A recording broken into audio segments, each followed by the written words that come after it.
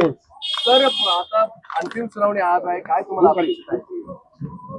आज आता एक गोष्ट निश्चित आहे की जन्मठेप किंवा फाशी या दोन पैकी कोणते निर्णय न्यायालय देते ते आज आपण बघूया. आणि बाकी दोघांना जो पुरावा नष्ट केल्याबद्दल त्यांच्यावर जे आरोप सिद्ध झालेले आहेत त्यामुळे त्यांना किती शिक्षा मिळते हे देखील एक महत्त्वाचा फॅक्टर ठरेल. कारण न्यायालयाने सांगितले की जी शिक्षा मुख्य आरोपीला होईल त्याच्या अनुषंगाने त्यांच्या शिक्षेची म्हणजे मुदत पण ठरवली जाईल. तर बघूया मग काय होते. तर तुमची मागणी आहे, म्हणजे कुटुंबाची मागणी आहे, तुमची मागणी आहे की कृतीला प्रकारे ही हत्या करणार फाशी शिक्षा व्हावी वगैरे.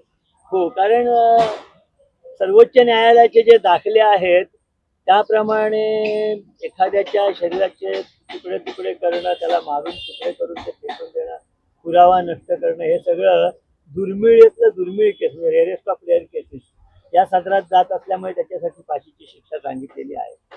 मागच्या सुनावणीवेळी तुम्ही काही अधिकाऱ्यांची नावं कोर्टाच्या रेकॉर्ड समोर ठेवणार होतात, त्यांनी आरोपीला मदत करण्याचा प्रयत्न केलेला ठेवलेली आहे. हो, आरोपीला म्हणजे मी न्यायालयाला लेखी स्वरूपामध्ये ज्यांनी याच्यामध्ये जाणीवपूर्वक त्रुटी ठेवल्या त्यांची नावं दिलेली आहे. त्यांनी जाणीवपूर्वक दुर्लक्ष केलं आणि या केसमध्ये जितका विलंब होईल तेवढा बघितला की आरोपी जितका त्यातनं वाचवला जाईल असे प्रयत्न ज्यांनी केले त्या सगळ्यांची नावं मी न्यायालयाला दिली.